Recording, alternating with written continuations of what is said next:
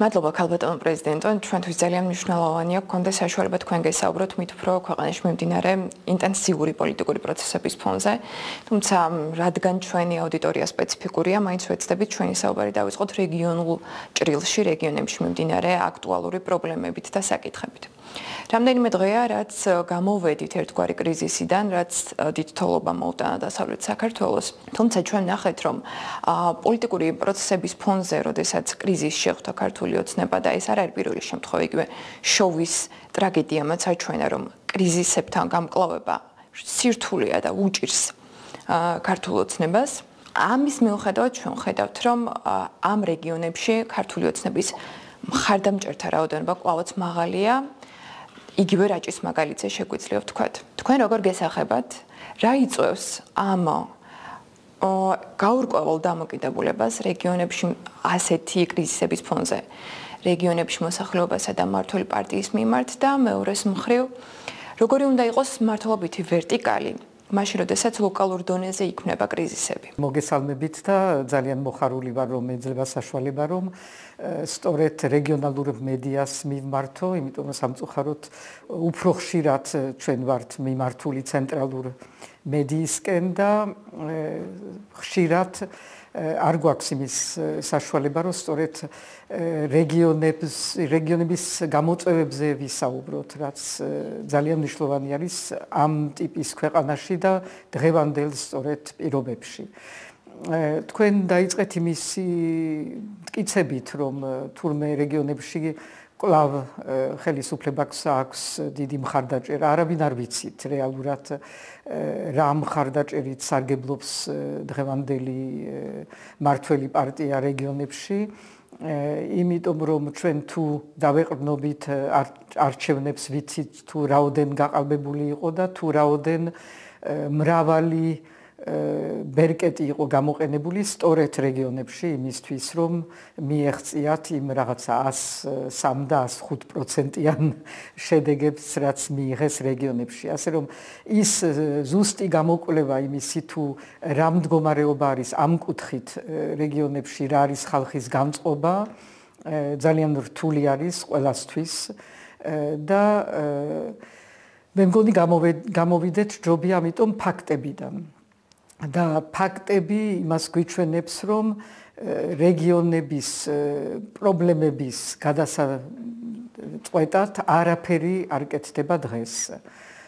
მმართველი პარტია, რომელიც ცენტრში, ასე ვიტყოდი, არის ძირითადად დაკავებული იმითი, რომ შექმნას ახალი რეპრესიული ან კანონმდებლობა, ან მიიღოს ახალი რეპრესიული ზომები, დააშინოს ინტიმიდაციით მართოს ქვეყანა, არაფერს არ აკეთებს, რომ რეალურად მართოს ქვეყანა, რასაც ქვია მართვა.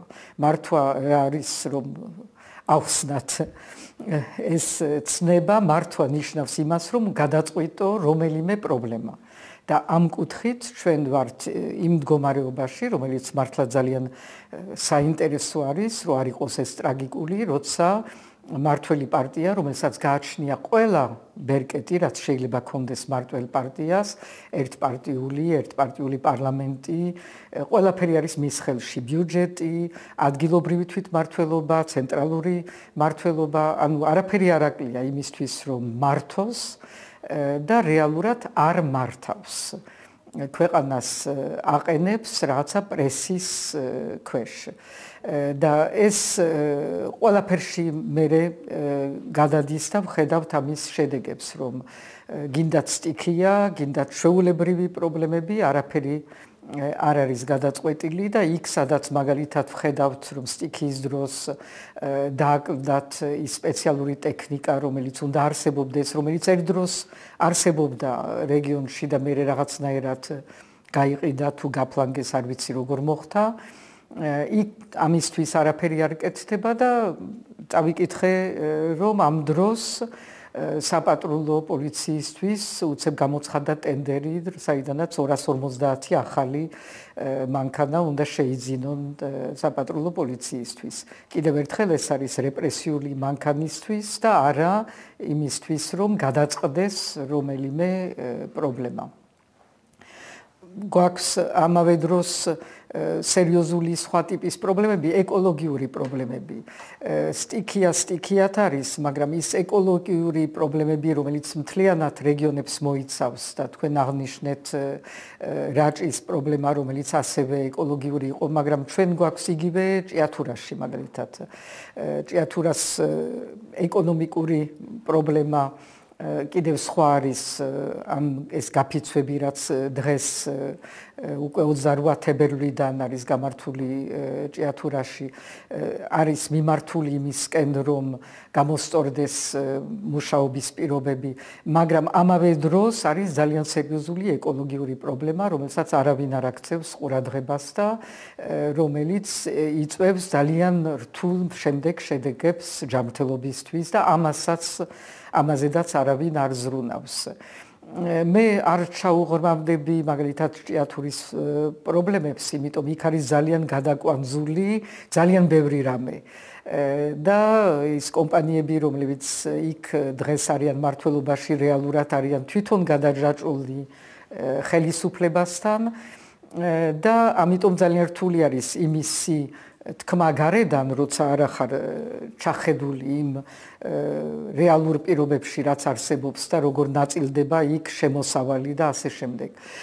მაგრამ ერთი რამე არის ნათელი, რომ ის მოსახლეობა, რომელიც გამოსულია და აპროტესტებს, რას ითხოვს პირველ რიგში, ითხოვს, რომ ხელისუფლებიდან ვინმე მოვიდეს და დაელაპარაკოს და ესეც არ ხდება. ეს არის იმის მასშტაბი, თუ რამდენად ვერ მართავს ქვეყანას და ვერ დამისახელებთ ვერც ერთ გადაწყვეტილებას მიღებული თქვათ არჩევნების მერე, რომ არ წავიდეთ შორს წარსულში, რომელიც გვაჩვენებს, რომ რაღაცა პრობლემა გადაწყდა, მოგვარებული არის, თუნდაც პატარა დონის და პატარა ზომის. თქვენ რამდენიმე ძალიან მნიშვნელოვანი საკითხი აღნიშნეთ და მეც მინდა ჩვენი აუდიტორიისთვის ხაზი გაუსვა ამას.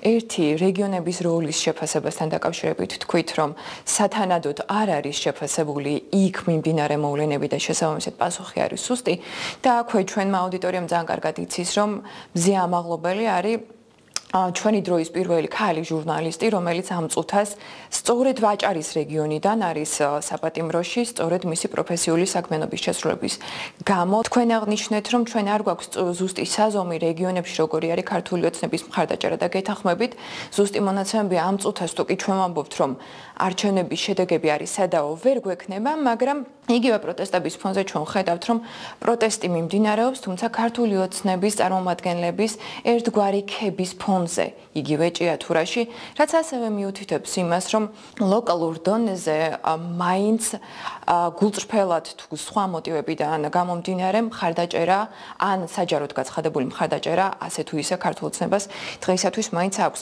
აქვე მინდა სწორედ ამ კონტექსტში კითხოთ, მაშინ როდესაც 2024 წლის არჩევნებში ქართულმა ოცნებამ მოახერხა და მაჟორიტარების ნაცვლად დელეგატების ცნება შემოიტანა, ჩვენ ვნახეთ, რომ საპასუხო მსგავსი მოქმედება ოპოზიციისგან არ გვქონია. ხომ არ ფიქრობთ, რომ მთლიანობაში საზოგადოებასთან დაშორებული ასევე ოპოზიციაც, რომელიც რეგიონულ აუდიტორიასთან არ მუშაობს? ძალიან ძნელი არის, ეხლა მე არ ვარ იმისთვის აქ მოსული, რომ გავაკრიტიკო ოპოზიცია, ვიცი, რომ არის გარკვეული სისუსტეები და ძალიან რთული არის რეგიონებთან ურთიერთობა, რას ნიშნავს რეგიონთან ურთიერთობა, რაზე არის დამოკიდებული იმ დროს, როცა პრაქტიკულად მთლიანად ადგილობრივი თვითმმართველობა, რომელიც არ არის თვითმმართველი, არის სიტყვიერად თვითმმართველობა, ოღონდ არის ძალიან დამოკიდებული ცენტრალურ ხელისუფლებაზე, მთლიანად არის ერთ პარტიის ხელში, ხო? რაღაცა გამონაკლისები რაც არის, ის აღარც არის გამონაკლისები სერიოზულად. რეგიონალური მედია არის ესეც ძალიან შეზღუდული თავისი რესურსებით და ამისი მაგალითი არის, რომ აღმოჩნდა მზე ამაღლობელი და გახდა ერთგვარი სიმბოლო იმ პროტესტის თუნდაც რეგიონებში, მაგრამ საშუალებები ამ რეგიონალურ მედიის, რომ რეალურად მიწვდე ადამიანებს და იქ აშუქოს სხვადასხვა პრობლემები არის ძალიან შეზღუდული. ცენტრალური ტელევიზიები, რომლებიც წვევიან სწორედ ეს იქნება საზმაუსი თუ ასევე იმედი, ისინი არიან ასევე ერთხელში და მთელი ბრძოლა რაც მიმდინარეობს ახლა საზმაუსზე რომ საზმაუსი გაიხსნას და თავისი როლი შეასრულოს ეს არის კიდევ ჩასატარებელი ბრძოლა ჯერ არ არის გამარჯვებული ბრძოლა ამიტომ ძალიან რთული არის რომ მიწვდე იმ ადამიანებს რომლებიც არიან და ეს ვიცით იმ სიტუაციაში როცა არ არის განვითარებული რეგიონში ცალკეული ბიზნესები, დამოუკიდებელი ბიზნესი, ყველა არის დამოუკიდებული რეალურად მუნიციპალიტეტზე. ან იმიტომ რომ ოჯახის რომელიმე წევრი მუშაობს მუნიციპალიტეტში და ამდენად ეს პირდაპირ ჯაჭვი არის, ან იმიტომ რომ ბიზნესი არის დამოუკიდებული მუნიციპალიტეტებზე. როცა ცოტა ახლოდან უყურებთ ტენდერებს და მე დავინტერესდი ამ ტენდერების გამოცხადებით ძალიან საინტერესო არის რომ ნახო რომ ჯერ ერთი საკმაოდ რთულ ტენდერებისთვის სულ რაღაც ორ კვირას უტოვებენ ბიზნესებს რომ გამოაცხადონ თავიანთი პროექტები და შეიტანონ თავიანთი წინადადებები რაც ნიშნავს რომ წინასწარ თუ არ იცი რა პირობებს გისვამენ და რაღაცა ძალიან რთულია და პრაქტიკულად შეუძლებელი რომ შეიტანო ძალიან ხშირ შემთხვევაში უალტერნატივო წინადადება არის, სადაც კონკურენცია არ არსებობს და ძალიან ხშირ შემთხვევაში ასევე თუ დაუკვირდები და შეხვალ უფრო დეტალურად ადამიანები, რომლებიც იგებენ ამ ტენდერებს, არიან ისინი, ვინც არიან დაახლოებული სწორედ მართველ პარტიასთან. ეს ყველაფერი ქმნის იმ მდგომარეობას, რომ რეგიონებში ადამიანები არიან კიდევ უფრო იმ ზეწოლის ქვეშ, რომელსაც ასევე ვამჩნევთ დედაქალაქში, მაგრამ რეგიონებში ეს უფრო რთული არის და ამიტომ არის, რომ მზია ამაღლობელის პოზიცია არის კიდევ უფრო გმირული ვიტყოდი, ვიდრე სხვისი, იმიტომ რომ ეს პოზიცია და ეს გამძლეობა უფრო რთული არის რეგიონში, სადაც ადამიანები არიან უფრო იზოლირებული უფრო მოწყვლადი, იმიტომ რომ ხალხში რო ხარ და ბევრ ხალხში რო ხარ, ბევრად უფრო ადვილი არის ის პროტესტი, ვიდრე როცა ხარ იდენტიფიცირებული, იზოლირებული, ჩვენ ვხედავთ, რომ ახლა დედაქალაქში დასჭირდათ რაღაცა ახალი კამერების შემოტანა კიდევ იმისთვის, რომ ადამიანების იდენტიფიცირება მოახდინონ და მერე მათზე გავრცელდეს ყველა ის რეპრესიული ზონები. რეგიონში ეს მარტივი არის, ყველა სიცნობს და ამიტომ ეს პროტესტი არის ბევრად უფრო რთული და მეტსაც გეტყვით, ახალციხეში უწყვეტად მიმდინარეობს დღემდე ყოველ დღე პროტესტები და ყოველ დღეს პროტესტის ფონზე საპატრულო პოლიციის სხვადასხვა ეკიპაჟი ამ პროტესტების მონაწილეებს აკვირდება კონკრეტული დისტანციიდან, შესაბამისად იქ სახსაუცნობი კამერები არ არის საჭირო, ადამიანურ დისტანციაზე არის ყველაფერი ნათელი და თვალხილული.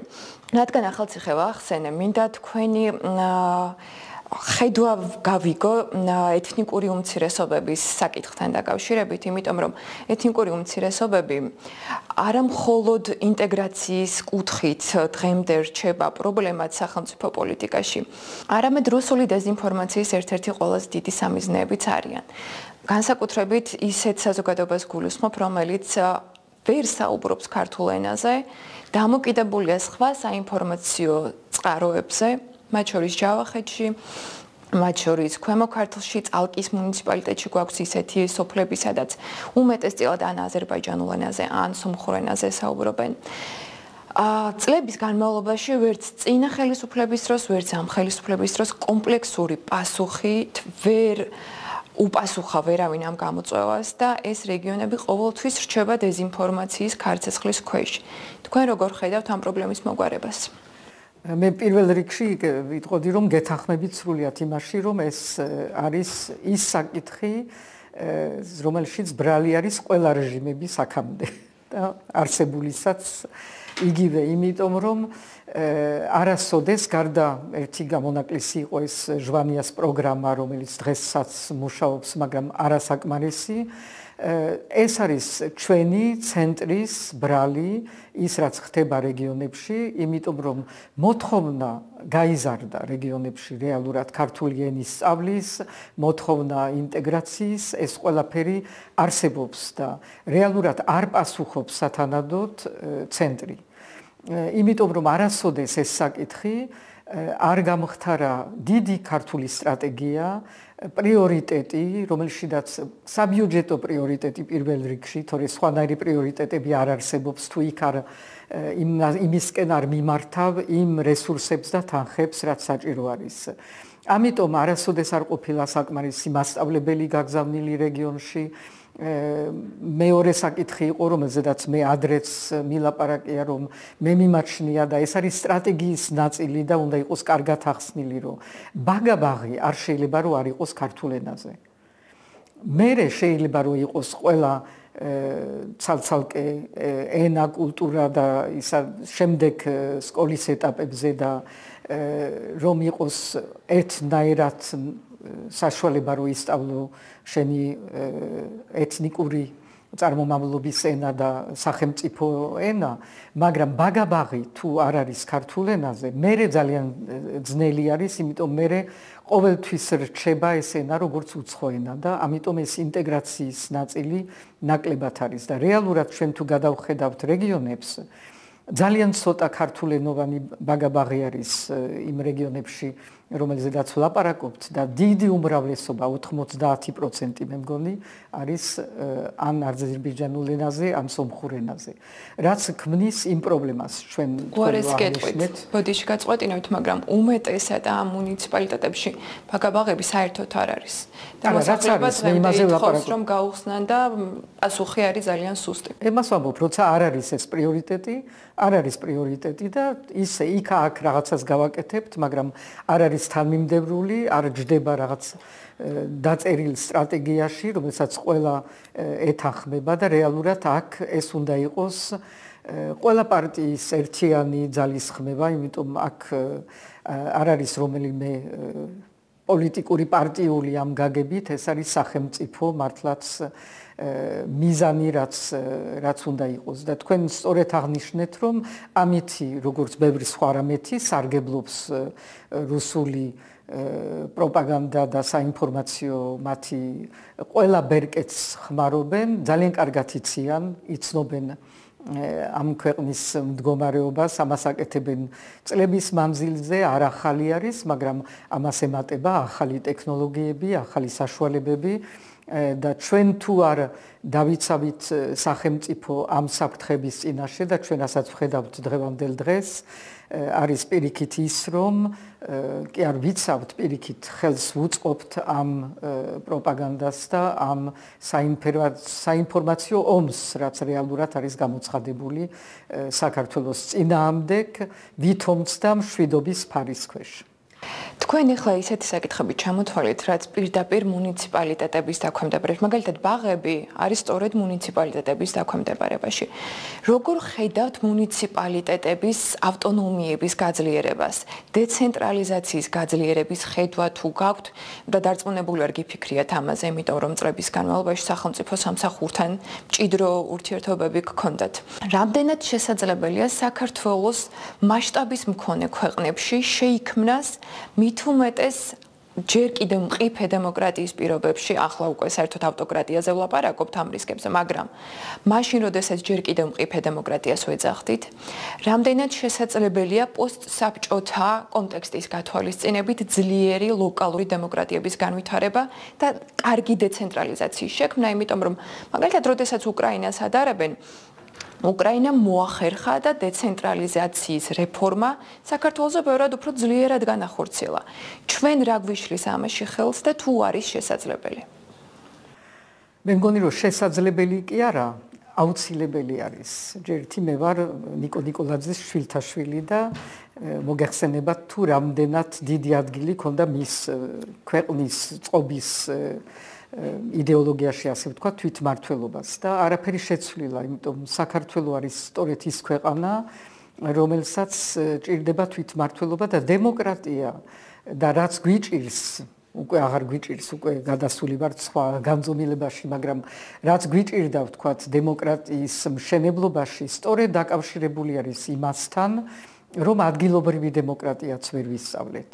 იქ იწყება ყველაფერი, იქ იწყება სწორედ თემის მსჯელობა იმის შესახებ თუ რა არის მთლიანად თემისთვის მნიშვნელოვანი და ასე მიღებული გადაწყვეტილებები და არა ცენტრიდან წამოსული, რაც არის პირდაპირ საბჭოთა სქემა და თუ გვინდა რომ ამ საბჭოთა სქემიდან გამოვიდეთ, გამოვდივართ მხოლოდ სწორედ თვითმმართველობით. ასევე ნამდვილ თვითმმართველობით იწყება პოლიტიკური ელიტის, ასე ვთქვათ, მზადება. იმიტომ შენ თუ იქ არ ისწავლე, რას ნიშნავს ურთიერთობა ამომრჩეველთან, რას ნიშნავს გადაწყვეტილებების დემოკრატიულად მიღება, იქ რო ახვალ, იქაც ვერ ისწავლი. იმიტომ იქ გექნება სულ სხვა მოთხოვნა ძალაუფლების. ამიტომ ეს არის გზა და თან ხლა ისე როგორც არის მოწყობილი საქართველო როგორც სახელმწიფო, აქ რეგიონები ძალიან ძლიერად არიან წარმოჩენილი თავიანთი იდენტობით, თავიანთი კულტურით, თავიანთი თუნდაც ეკონომიკური განსხვავებული სახასიათით. ამიტომ ძალიან მნიშვნელოვანი არის, რომ ამათ მისცე საშუალება, რომ განავითარონ ეს თვით იდენტიფიკაცია და ყველასთვის იყოს მორგებული იმ მდგომარეობასთან, რომელიც არსებობს ადგილად და მაშინ იქნება რომ ადამიანები კი არ გადავლენ რეგიონებიდან ცენტრში და მერე ცენტრიდან საზღვარგარეთ, მაგრამ ექნებათ სწორედ უფრო მეტი მიბმა ადგილთან და უფრო მეტი საშუალებაც გაჩნდება იმისთვის, რომ განვითარდეს ადგილიდან და არა ვიღაცის მითითებებით ის რეგიონი. არ გამომივა რომ არ გკითხოთ მედიის მიმართ ინიცირებული არაერთი კანონი, რომელიც მაქსიმალურად შეზღუდავს სამაუწყებლო მედიას, ანუ მაგალითად ეს შინაარსიც, რომელიც ახლა სამაუწყებლო მედიით უნდა გადაიცეს, შეიძლება ამ კანონებიდან გამომდინარე შეიზღუდოს და ვეღარ გადაიცეს. ასევე თუ კი ჩვენ საუბრობთ უკეთეს მომავალზე, საზოგადოების დიდ ნაწილს სწორედ ახალი საპარლამენტო არჩევნები ესახება ამ უკეთესი მომავლის წინაპირობად. თუმცა დასუსტებული მედიის და სამოქალაქო სექტორის პირობებში როგორ ფიქრობთ თქვენ, რომ ახალი არჩევნების დანიშვნის შემთხვევაშიც კი შევძლებთ ჩვენ watchdog-ები, მედია, სამოქალაქო სექტორი ჩვენი როლის სათანადოდ შესრულებას და იმ პირობების უზრუნველყოფას, რაც გამჭვირვალე არჩევნებისთვის არის აუცილებელი. იდეალური პირობები ნამდვილად არ შეიქმნება. პირიქით ყველაფერს ეცდება ეს მართველი პარტია იმისთვის, რომ ყველანაირად შეზღუდოს ეს პირობები, რაც მე მათქმევინებს, რომ მაინც ემზადებიან ამ არჩევნებისთვის, იმიტომ როგორც ჩვენ იმათმაც იციან, რომ ასეთი კრიზისიდან და ასეთი ჩიხიდან, იმიტომ ჩიხში არის ქვეყანა, პარალიზებული არის და ასეთი ჩიხიდან ვერ გამოვა, თუ არა ერთადერთი იმ გზით, რომელიც გამოიგონა ისტორიამ, რომ უნდა დაუბრუნდე ხალხს და ხალხს კითხო რა უნდა. იქნება ცხადი არის ძალიან ბევრი სირთულე, მაქსიმალურად შეეცდებიან, რომ არ მისცენ ადამიანებს თავიანთი ხმის მიცემის თავისუფალ საშუალებას, მაგრამ ჩვენ სხვა გზა არ აგვაქვს და ამ ბრძოლაში უნდა შევიდეთ და უნდა გავიმარჯვოთ. ამ ფონზე, როდესაც უამრავი ადამიანი ყავს დაკავებული სისტემას, მიმდინარეობს რეპრესიების სექტორებში, განათლება, კულტურა და ასე შემდეგ. რას ეტყოდით თქვენ იმ ადამიანებს, რის იმედად უნდა განაგრძონ მათ ქუჩაში დგომა და არა მხოლოდ თბილისში, როგორც გითხარით, ბათუმში, ქუთაისში, გურიაში, სამცხე-ჯავახეთში აქტიურად გამოდიან ხალხი, მაგალითად წალკაშიც კი ვნახეთ ჩვენ საზოგადოების პროტესტი, რაც ისტორიას არ ახსოვს. არც საბჭოთა პერიოდში, რა თქმა უნდა, და არც შემდგომ საქართველოში. ამ ადამიანებს რას ეტყოდით, რის იმედად უნდა იდგნენ ისინი კვლავაც ქუჩაში? ყველაზე ძლიერი ის არის, რომ ამ ადამიანებს არ ჭირდებათ ჩემი თქმა. პირიქით, იმდენად თვითონ კარგად იციან, რომ სხვა ალტერნატივა არ არსებობს. ბრძოლის ბევრი სხვადასხვა ფორმა არსებობს და ჯერ არ არის ეს ბრძოლა გაშლილი ბოლომდე, მაგრამ რომ ალტერნატივა არ არსებობს, ჩემი გამხნევება მათ არ ჭირდებათ, იმიტომ რომ თვითონ არიან ის ადამიანები, რომლებიც გვაჩვენებენ მაგალითს, გვაჩვენებენ იმედს და ამბობენ ბოლომდე. ერთადერთი მე შემიძლია მათის უთხრა, რომ ამ ბოლომდე ბრძოლაში მეც ვიქნები. მას შემდეგ რაც გავრცელდა ინფორმაცია, რომ შეიქმნა ერთგვარი გაერთიანება და ცენტრი, ასევე თქვენი ლიდინგით, რამდენად ერთიანია ოპოზიცია ამ შემთხვევაში და ამჯერად მაინც, იმიტომ რომ 2024 წლის არჩევნებში თქვენი არაერთი მცდელობის მიუხედავად ჩვენ ვნახეთ, რომ ეს გაერთიანება ვერ შედგა. ეხლა როგორ არის? არც არასოდეს არ ყოფილა ჩემი მიზანი გაერთიანება. ერთხელ და სამუდამოდ უნდა ვთქვა, რომ გაერთიანება ნიშნავს, რომ ჩვენ ვამზადებთ მომავლისთვის კიდევ ერთხელ ერთპარტიულ მმართველობას. მე მგონი გვეყოფა, რაც მივიღეთ გამოცდილება აქამდე. მე ვამზადებ და ვარ საკმაოდ ოპტიმისტური ამ მიმართულებით, ვამზადებ ძლიერ კოორდინაციას. იმიტომ ძლიერი კოორდინაცია არის ის, რაც უძლებს ყველაფერს და ყალბი გაერთიანება არის ყველაზე მოწყვლადი. ამიტომ ვიცოდეთ ჩვენ რა გვინდა რეალურად, გვინდა ძლიერი კოორდინაცია არა მხოლოდ პოლიტიკური პარტიების, ასევე ამ საზოგადოების, რომელიც არის წამყვანი ამ პროტესტში დღეს და რომელსაც უნდა კონდეს თავისი ადგილი ამ კოორდინაციაში, ასევე ის ბიზნესი, რომელიც დღეს თავისი კუთხით ეხმარება ამ საპროტესტო მოძრაობას. ანუ ყველანი, ვინც არიან ჩართული, ყველა სეგმენტი ამ საზოგადოების ამ კოორდინაციაში უნდა მონაწილეობდეს თავისი საშუალებებით, იმისთვის, რომ ჩვენ ნამდვილად გავშალოთ ის, რაც უნდა იყოს საზოგადოებრივი ბრძოლა. კოორდინაცია კიდევ ერთხელ არის აუცილებელი, იმიტომ თუ არა დაგსაქსულები ვართ და არ ეღებულობს ეს მოძრაობა თავის ბოლო ფორმას, მაგრამ ერთიანობა არის ის გარედან შემოგზავნილი, ასე ვიტყოდი, თემა, რომელიც მიუღწევადი არის, იმიტომ რატომ ადამიანები არიან სხვანაირი, სხვადასხვა პირიქით იქმნება, მე მგონი, როგორც მესმის ახალი პარტიები, ეს არის ახალი სისხლი, რომელიც შემოვა ამ ქვეყანაში. მთავარი არის, რომ დაპირისპირება არ იყოს და იყოს ყველაფერი რამდენადაც შეიძლება კოორდინაციაში მოყვანილი. და თქვენ მე ამაზე ვარ პასუხისმგებელი. ძალიან დიდი მადლობა. დიდი მადლობა თქვენ.